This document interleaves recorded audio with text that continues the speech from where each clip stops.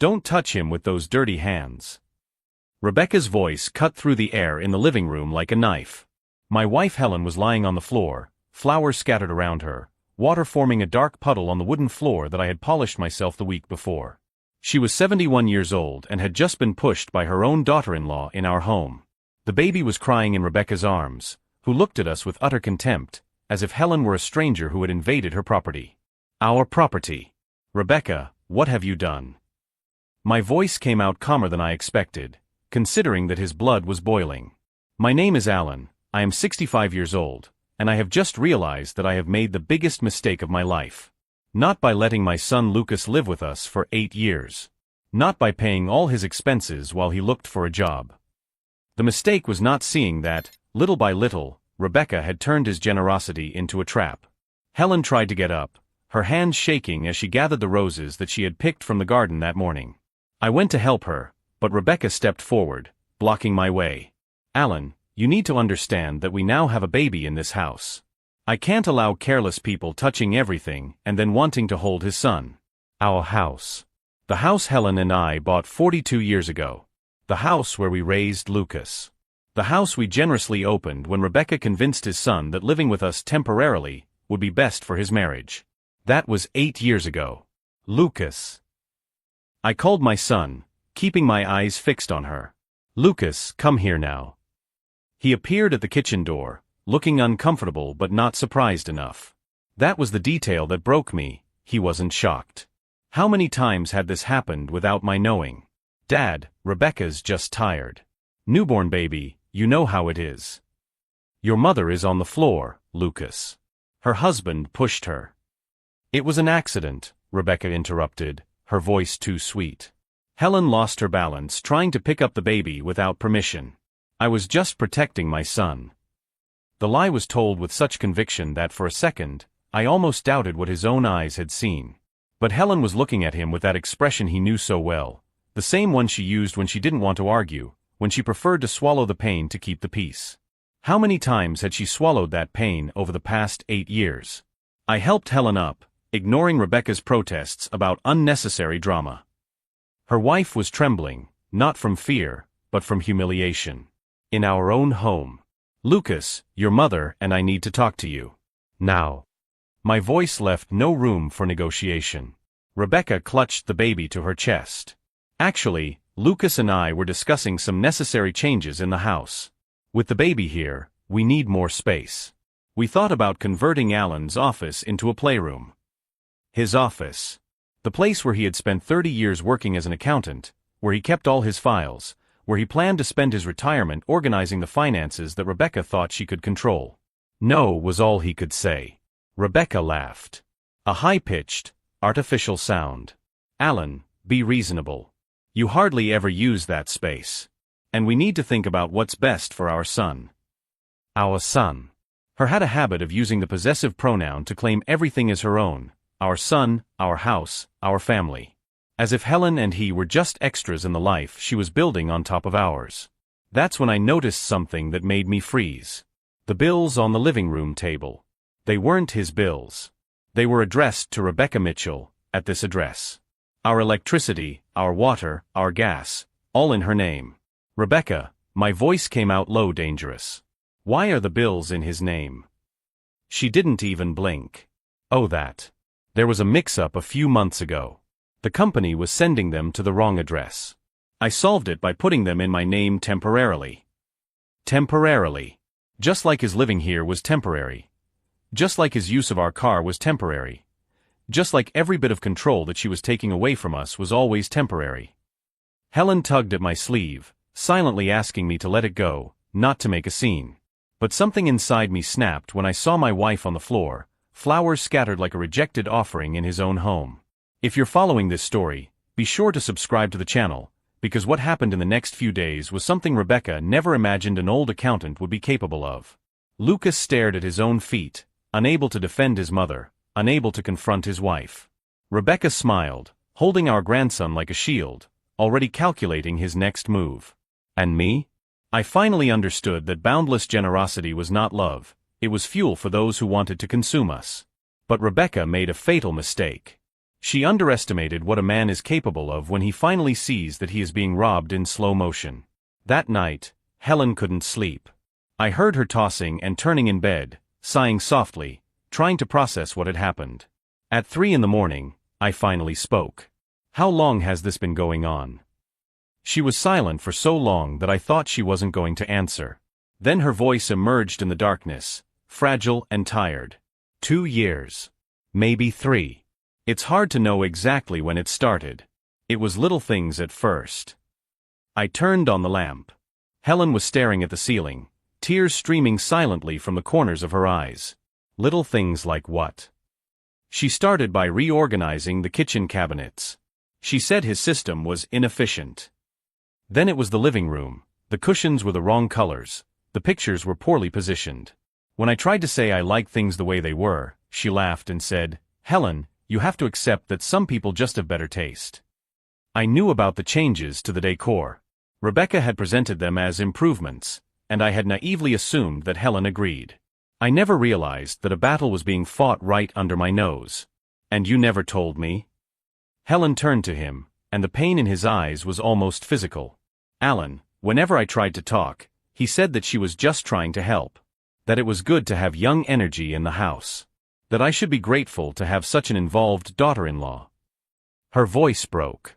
After a while, I stopped trying. The words hit me like punches. He had been the perfect enabler, dismissing Helen's concerns as maternal jealousy or resistance to change. Meanwhile, Rebecca was systematically erasing my wife from her own home. "Tell me everything," I said, holding her hand. And she did. She told me how Rebecca had gradually taken over the kitchen, criticizing every meal Helen prepared until my wife simply gave up cooking. How Rebecca had suggested that Helen stop using the car because she was becoming unsafe to drive. Helen was 61 at the time and drove perfectly well. She told me about family gatherings where Rebecca would talk over her, correct her stories, or simply change the subject when Helen tried to contribute to the conversation. About how Rebecca had convinced Lucas that their friends were inappropriate for visits, isolating us socially. She told Lucas that our friends were too old and depressing. That it wasn't healthy for he to be exposed to negative energy from people who were just waiting to die. Helen sobbed. "We were 60, Alan. 60. We weren't dying, we were living." But the cruelest part was how Rebecca used the money. "Remember when my sister got sick and I wanted to visit her in Boston?" Helen asked. Rebecca said it wasn't a good time, that he needed our financial support for what exactly? Oh yes, for her photography course that he never finished. Photography course. $1,200 gone without a single photo taken. What about the money for his new car? The $5,000 we lent him 3 years ago. It was never a loan, Alan. It was a gift in disguise. Rebecca just used the word loan, so he wouldn't feel used. Helen wiped away her tears. "She's smart. Very smart. She always has a perfectly reasonable explanation for everything." That's when I really began to understand. Rebecca wasn't just controlling or rude. She was a calculating social predator, who had identified her victims, a generous elderly couple with a big house, decent savings, and most importantly, a son who would do anything to keep the peace. "Alan, there's more," Helen hesitated. "Last month, I found Rebecca in his office. She was going through his files." My blood ran cold. His financial files. She said she was looking for an envelope to mail something. But when I walked in, her had the blue folder. The one with the house documents. The folder with the deed to our property. With the will. With all the important legal documents. Why didn't he tell me? Because he would have done exactly what he's doing now, given a reasonable explanation. She was probably just being helpful. Don't jump to conclusions, she's family. Helen looked at him with deep sadness. I'm tired of not being heard in his own home. I got out of bed and went to his office. It was 3 in the morning, but I had to check. I opened the file where he kept our important documents. Everything was there, but not the way he had left it. The papers were in a different order. Some folders had creases that weren't there before. And at the bottom of the file, I found something he had never seen before. A photocopy of the deed to our house. Why would Rebecca need a copy of the deed? I went back to the bedroom with the document in my hand. Helen looked at it and simply nodded, as if she already knew. Something is planned by her, Alan. And it's not good. The next morning, I waited for Lucas to leave to look for a job, an activity that basically consisted of going to the local coffee shop and surfing on his cell phone for a few hours, before confronting Rebecca again. I found her in the kitchen, our kitchen, making breakfast as if she owned the house. Which, apparently, she thought she did. "Rebecca, we need to talk about the bills." She didn't even turn around. "We already talked about this yesterday, Alan. It was a misunderstanding with the power company." "It wasn't a misunderstanding. You deliberately transferred the bills to his name. And I want to know why." Rebecca sighed, as if dealing with a stubborn child. "Okay, you want the truth?" She turned to me, the baby still sleeping in the stroller beside her. "You and Helen are getting old. You forget to pay bills, you miss important dates. Someone had to take responsibility before you lost the house through negligence. We've never missed a bill." "Not yet. But it's only a matter of time." "He's what, 65? The mind starts to fail at that age. It's science." The casual arrogance in her voice was breathtaking. "My mind is perfectly fine, thank you. And I want all the bills back in my name by the end of the week." Rebecca laughed. Not a nervous or defensive laugh, but genuinely amused. "And how are you going to do that, Alan? Are you going to call every company and explain that her controlling daughter-in-law is trying to steal her house? It'll sound like senile paranoia. Especially after she tells them about the episodes she's been having." "What episodes?" "Oh, you know. The mental confusion. The forgetfulness. The way he sometimes gets disoriented. At least that's what I told Dr. Martinez when I ran into him at the market." Dr. Martinez had been his family doctor for 20 years. "You lied to our doctor?" I expressed concern about his elderly in-laws. "It's completely different." Rebecca picked up the baby. "Look, Alan, I'm protecting this family. Someone has to do it, since you're clearly no longer capable. Get out of my house." The words came out before I could think better of it. Rebecca blinked, surprised for the first time since I'd known her. "Excuse me." "You heard me. I want you and Lucas out of my house. Today." Rebecca quickly regained her composure, his face turning into a mask of exaggerated concern. "Alan, are you okay? Do you want me to call Dr. Martinez? This kind of sudden aggression could be a sign of something serious." "I'm not being aggressive. I'm exercising my right as the owner of this house." "Owner?" Rebecca laughed again. "Alan, do you really think you're still the owner? After everything I've done here? After all these years of keeping this house running? This is his house. His and Helen's." It was. But residency rights are an interesting thing. Especially when someone lives in a place for 8 years, pays bills, makes improvements, takes on responsibilities. Her head was tilted. "You should talk to a lawyer." Or rather, he already talked to one. I felt like I'd been punched in the stomach. "You consulted a lawyer?" "Of course. Months ago. Just to understand our rights, you know. And I was happy to find out we have a lot. Tenant rights, for example. Even without a formal contract. And considering we've taken on so many responsibilities for the house, well, a judge could see that very favorably for us." Her bluffing. She had to be.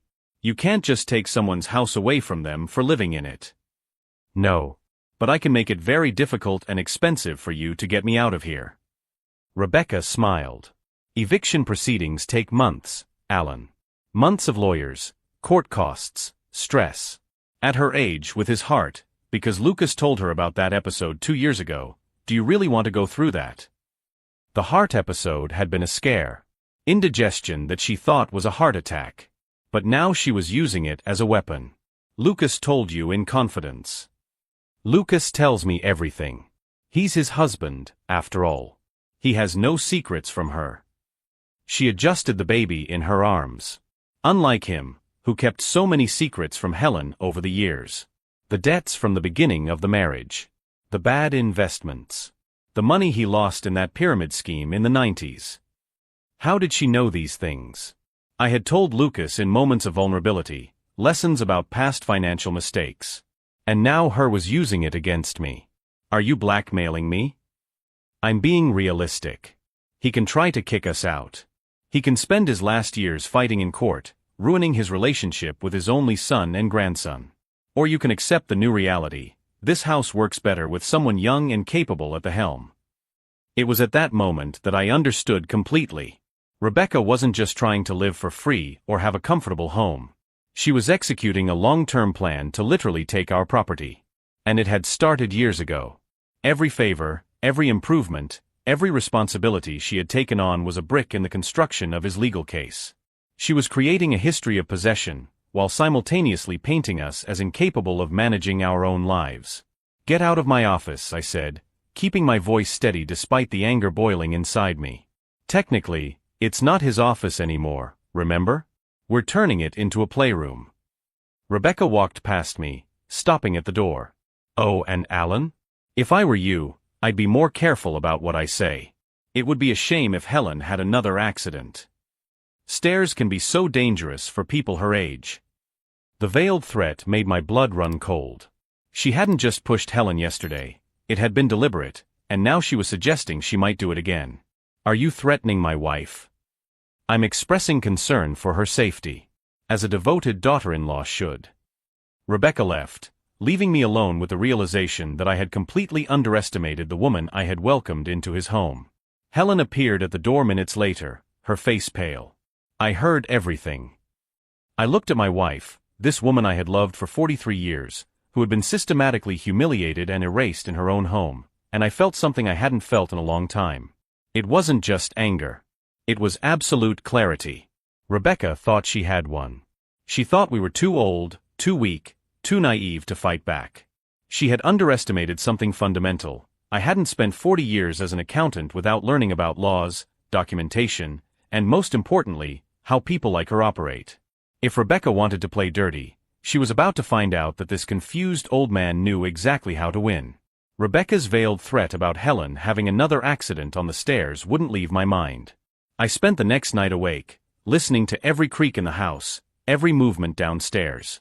Helen slept restlessly beside me, occasionally whispering unintelligible things that broke my heart. The next morning, I found Lucas alone in the kitchen.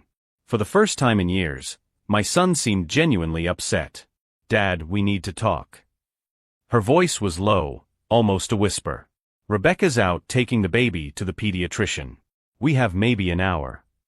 I sat down at the table, noticing how Lucas avoided her gaze. I found this last night. He pushed an envelope toward me. It was hidden among his clothes. Inside were documents that made my stomach churn. A blank power of attorney with my name and Helen's, his wife, already filled in as grantors. A mental incapacity declaration form. And most disturbing, a series of printed emails between Rebecca and someone named Dr. Richard Chun, a psychiatrist I had never heard of. She's been in contact with this doctor for 6 months, Lucas explained, her voice shaking. He discusses strategies for declaring you incompetent. I read the emails with growing horror. Rebecca had described episodes of mental confusion that never happened. She reported completely fabricated, dangerous forgetfulness. She created a fictitious medical history of cognitive decline for 2 perfectly healthy elderly people. And there's more, Lucas continued. She's pregnant again. The world seemed to tilt. What? I found out yesterday. She took the test and told him as if it were the most wonderful news in the world. He ran his hands through his hair, a gesture of frustration I recognized from her childhood. Dad, she planned this. She said we now have even more reason to ensure the stability of the family, which basically means taking complete control of this house before you guys can do anything. I looked at my son, seeing the weight of guilt on his shoulders. Why are you telling me this now? Because last night, when I confronted her about the accounts in her name, do you know what he said? Lucas paused, as if the words were poison in his mouth. She said that if I didn't cooperate fully, she would make sure I never saw his children again. That she would document that I am an unfit father, that I have anger issues, that I am unstable. And you believe he would do that? Dad, he looked me in the eye for the first time. I've seen the files she keeps on all of us. Photos taken out of context, distorted notes from conversations, even edited audio recordings. She's been building a case against our entire family for years. It was as if all the pieces finally fell into place. Rebecca wasn't simply trying to live rent-free or take over our house. She was executing an elaborate long-term scheme to have us declared incompetent and take legal control of everything. How long have you known? Lucas lowered his head, ashamed. I suspected it a year ago. I was sure 3 months ago. But Dad, I was afraid. Afraid of her, afraid of losing his children, afraid of admitting that he married a monster. The front door opened. Rebecca was back. Lucas quickly gathered the documents and shoved them into his pocket. Later, he whispered. I'll take everything to a lawyer I know. But it was too late. Rebecca appeared in the kitchen doorway, the baby sleeping in the stroller. His eyes moved between us, calculating, analyzing. What serious conversation is this between father and son? Her voice was sweet, but there was steel underneath. Just talking about yesterday's game, Lucas lied quickly. Rebecca smiled, but it didn't reach her eyes. That's good. Because I have wonderful news. She placed her hand on her still flat belly. We're having another baby. Lucas forced a smile. Yes, she told him this morning. Rebecca approached me, that predatory smile still on her face. Alan, with another baby on the way, we really need to make those changes to the house we talked about. The office needs to become a playroom, and frankly, Helen and his family should consider moving into the annex above the garage. It would be more practical, he'd have privacy, and we'd have room for his growing family. The annex above the garage was less than 40 square meters, had no proper kitchen, and had been filled with storage boxes for years. This is his home, Rebecca. It was, she corrected softly. But families evolve, Alan. And honestly, at your age, you need less space. It would even be safer, no stairs for Helen to trip on. The reference to stairs was deliberate. A reminder that her threat could become a reality at any moment. Helen appeared in the doorway, probably drawn by the voices. What's going on? Rebecca turned to her with feigned concern. Oh, Helen, I was just explaining to he about the changes we need to make now that we're expecting another baby. You agree it would be more sensible for you to move to the annex, right? Helen looked at him, confused and hurt. Move where? To the annex above the garage, dear, Rebecca explained as if talking to a child. That way we'll have adequate space for the children here in the main house. But this is our home, Helen said, her voice weak. And it always will be, Rebecca replied, his condescending tone making my blood boil. Just with a more practical distribution of space. It was then that I realized something crucial. Rebecca wasn't just confident, she was in a hurry. The second pregnancy, the pressure to move us into the annex, the urgency to reorganize the house. She had a schedule. Rebecca, may I ask why the rush to make these changes? She hesitated, just a fraction of a second, but it was enough. Rush? There's no rush. Just responsible planning. But there was a rush. And I needed to find out why.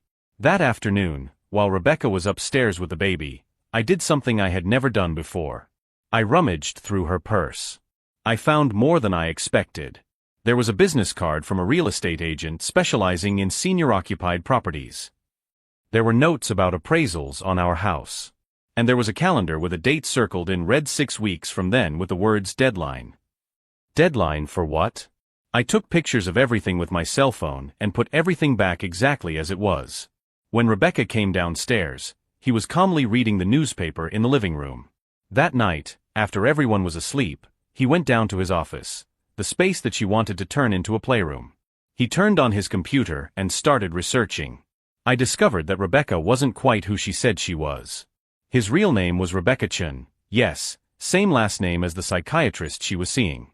He wasn't just any doctor. He was her uncle. An uncle who had lost his medical license 3 years ago for insurance fraud. I kept digging. I found court records. Rebecca had been sued twice for financial fraud, but the cases were dropped when she returned the money. There was also a restraining order from 5 years ago, requested by an elderly man in Ohio who claimed that Rebecca had tried to take control of her finances while working as his caregiver. My son had married a professional criminal who specialized in exploiting the elderly. I printed everything, created organized folders, saved copies on 3 different devices. As I worked, I heard footsteps in the hallway. I quickly closed everything and pretended I was just organizing old papers. Lucas appeared at the door, looking exhausted. "She's asleep," he said. "Dad, I managed to get an appointment with a lawyer for tomorrow.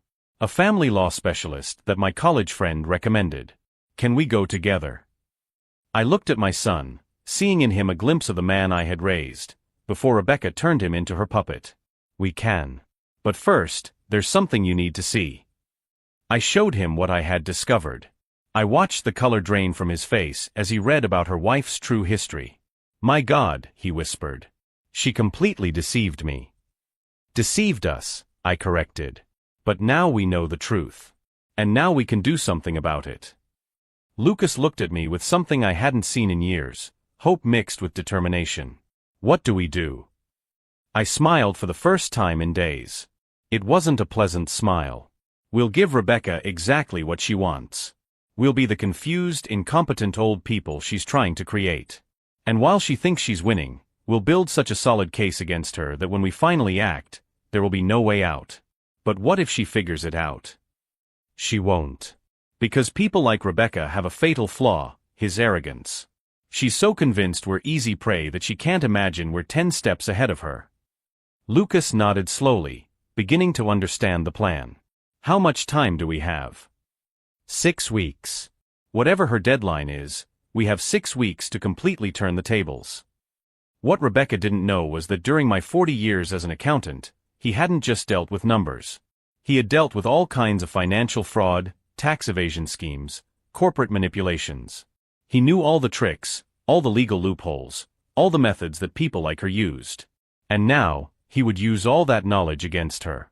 But we had to be smart. We had to be patient. And above all, we had to make Rebecca believe she was winning until the exact moment we pulled the rug out from under his feet. While Lucas went back to his room to sleep next to the woman who had orchestrated our destruction, I returned to the computer. I had work to do. Evidence to collect. A counterattack to plan. Rebecca wanted our house. Our dignity. Our life.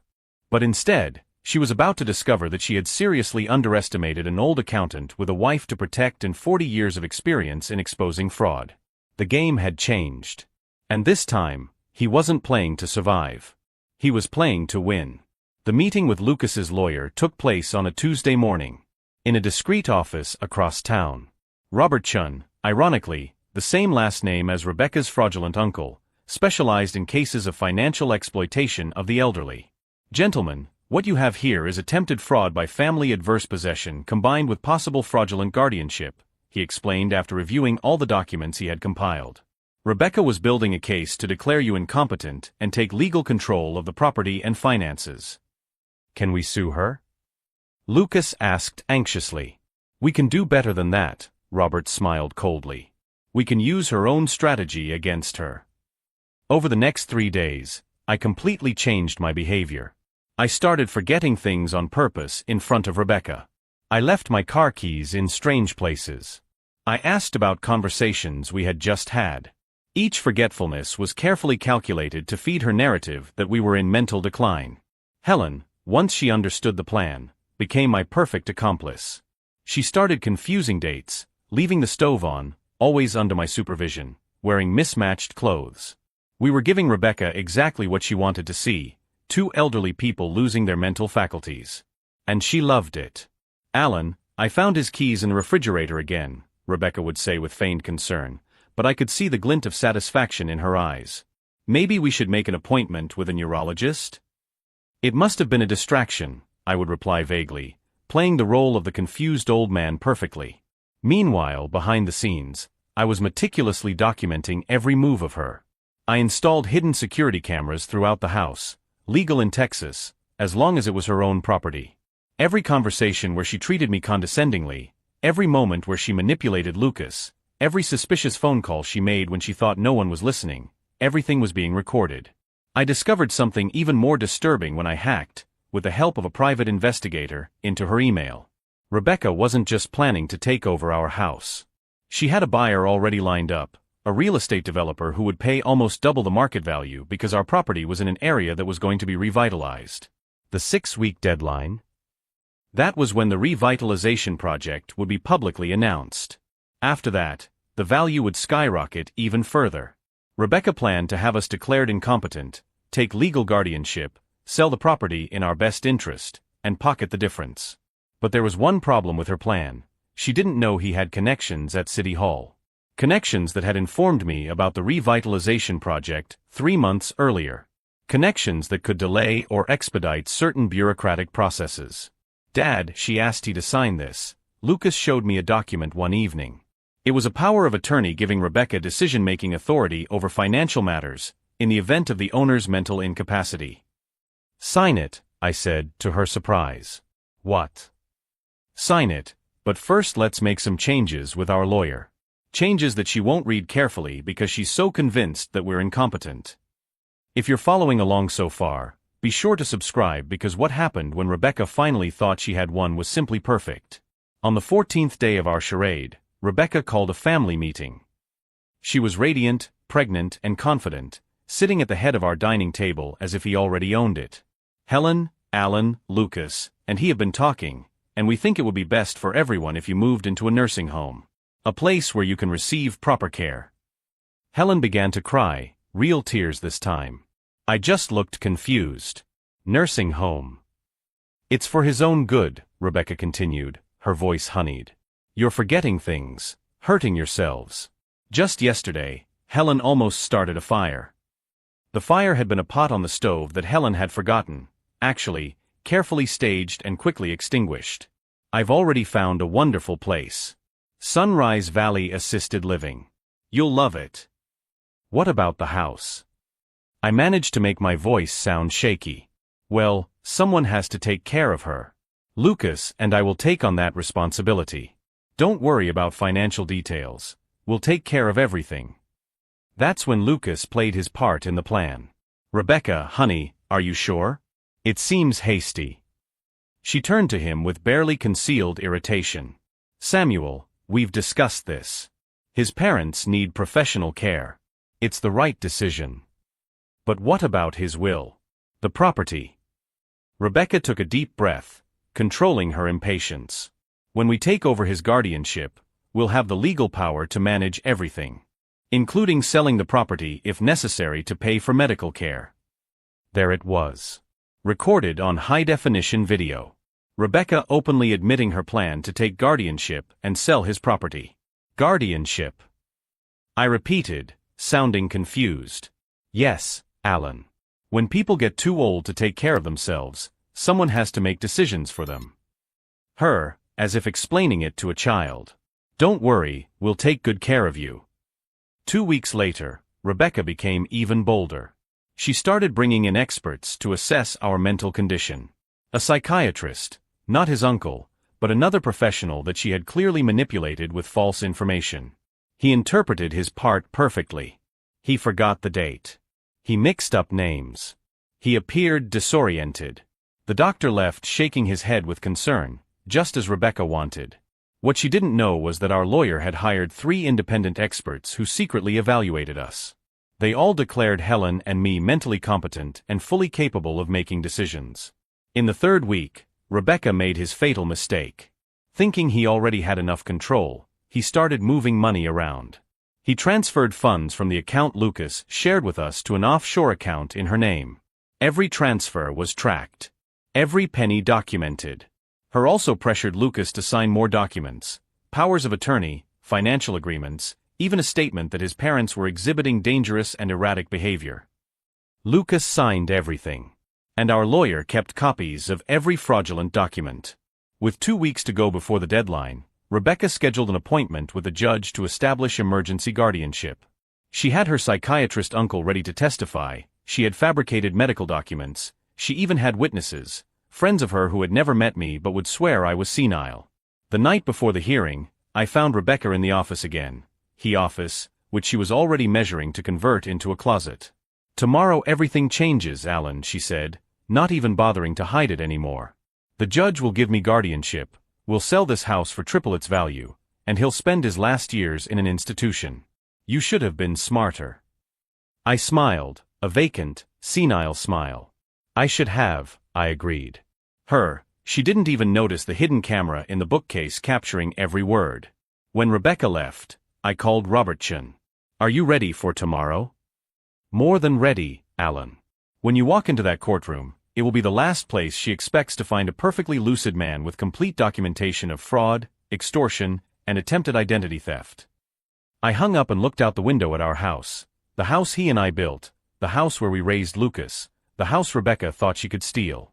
Tomorrow, she would discover that underestimating a 65-year-old accountant with 40 years of experience in detecting fraud was the biggest mistake she ever made.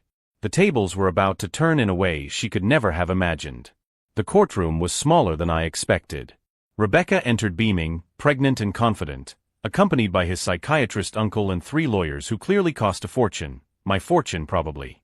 Helen and I entered hand in hand, me shuffling my feet slightly, her looking around in confusion. The perfect theater. Your Honor, began Rebecca's lawyer, Dr. Harrison Wells. We are here on an emergency basis. My clients, Rebecca and Lucas Mitchell, seek immediate guardianship of Lucas's parents, Alan and Helen Cooper, due to the rapid cognitive decline of both. The judge, the Honorable Margaret Chun, looked over her glasses. And are Mr. and Mrs. Cooper represented? That's when Robert Patterson stood up. Yes, Your Honor. I represent Alan and Helen Cooper. And I would like to vehemently contest these baseless allegations. Rebecca blinked, surprised. She hadn't expected he had a lawyer. Your Honor, Dr. Wells continued, we have extensive medical documentation proving the Coopers' incapacity. Dr. Richard Chun here can attest. Dr. Richard Chun, the judge interrupted. The same Richard Chun who had his medical license revoked for fraud 3 years ago, her? Rebecca's uncle turned pale. That was a misunderstanding, Your Honor. Public records show that you are not licensed to practice medicine in Texas. The judge cut him off. Rebecca leaned toward her lawyer, whispering furiously. I kept my expression vague, holding Helen's hand. Your Honor, Robert stood up again. I request permission to present evidence demonstrating that this attempt at guardianship is, in fact, an elaborate fraud. Objection. Dr. Wells shouted. Overruled. Continue, Mr. Patterson. Robert began projecting documents onto the screen. Bank transfers. Emails between Rebecca and real estate agents. Conversations about selling our house, as soon as they got custody. As you can see, Robert explained calmly, Ms. Mitchell had been planning to take control of the Cooper property for at least 18 months. Rebecca was white as a sheet. But there's more, Your Honor. Robert played the audio of the conversation where Rebecca openly admitted his plan to sell our house. Her voice echoed around the room. Once we take custody of his affairs, we'll have legal power to manage everything, including selling the property if necessary. That's been taken out of context. Rebecca shouted, standing up. Sit down, Mrs. Mitchell, the judge ordered coldly. Lucas testified next. My son, finally finding his courage, told everything. The threats, the manipulation, the evidence Rebecca had fabricated. She said if I didn't cooperate, I would never see my children again, he said, her voice breaking. Then it was my turn. I rose slowly, keeping up the charade until the last second. I walked to the witness chair with uncertain steps. Mr. Cooper, the judge began gently. Do you understand why you are here today? Perfectly, Your Honor. My voice came out clear and firm. Shock rippled through the room. Rebecca jumped to her feet. He's faking it. He has dementia. Sit down. The judge banged her gavel. I spent the next 20 minutes reciting dates, numbers, complex financial facts. I explained every fraudulent bank transfer Rebecca had made. I detailed how she had systematically attempted to have us declared incompetent. Mr. Cooper, Dr. Wells attempted to attack. Haven't you exhibited episodes of mental confusion in recent weeks? I put on a performance, Doctor, based on observations of how my daughter-in-law expected elderly people to behave. I looked directly at Rebecca. Every forgetfulness was calculated. Every moment of confusion was theater. While she thought she was building a case against me, I was documenting her every criminal move. Rebecca was shaking with rage. You faked it all? Just as you faked caring about our family for 8 years. Robert then presented 3 independent psychiatric evaluations proving our complete mental competence. Then Rebecca's criminal records, the previous frauds, the restraining order, everything. Your Honor, Rebecca tried one last time, tears streaming down her face. They're going to take my baby away from me. I'm pregnant again. You should have thought about that before committing fraud, extortion, and attempted identity theft, the judge replied without sympathy. The decision was devastating for Rebecca. Not only was custody denied, but the judge issued an immediate restraining order. Rebecca had 72 hours to leave our property. All utilities would be shut off. All fraudulent bank transfers would be criminally investigated. In addition, the judge continued, I am referring this case to the district attorney's office for possible criminal prosecution for identity fraud, attempted embezzlement, and conspiracy. Rebecca collapsed, sobbing. Her uncle held her, but even he looked defeated. Lucas was granted temporary custody of the baby, with supervised visitation for Rebecca. When we left the courthouse, Rebecca was waiting for us on the steps. You've destroyed my life, she screamed. No, he replied calmly. You destroyed her own life the moment she decided that stealing from the elderly was an acceptable career plan. I gave 8 years of my life to you. You spent 8 years trying to rob us.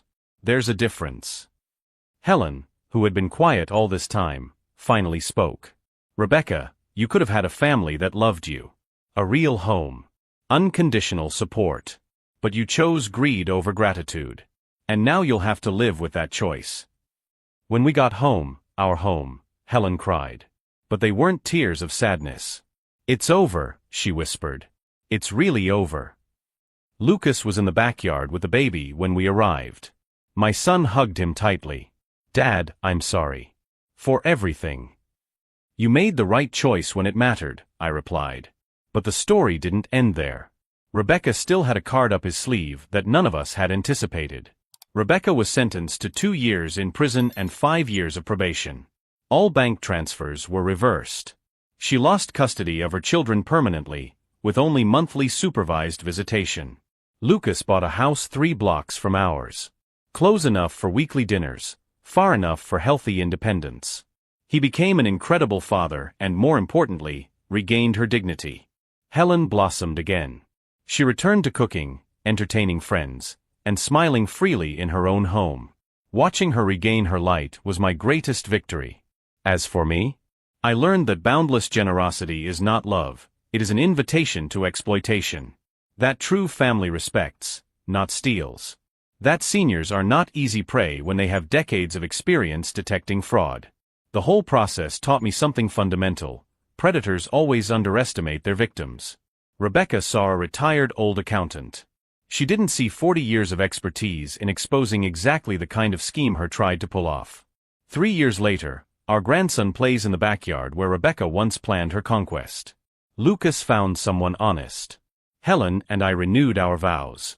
If you enjoyed this story of how greed met justice, subscribe to the channel. We have dozens of stories where underestimating the right people came at a high price. Rebecca wanted to steal our home. In the end, she lost everything. Her family, her freedom, her future. Meanwhile, I'm here, on the porch she swore would be his, watching the sunset with the woman he's loved for 45 years. The last time I heard from her? She was living with her mother, working in telemarketing, trying to rebuild a life she destroyed out of pure greed. Some lessons are costly. For Rebecca, it cost her absolutely everything.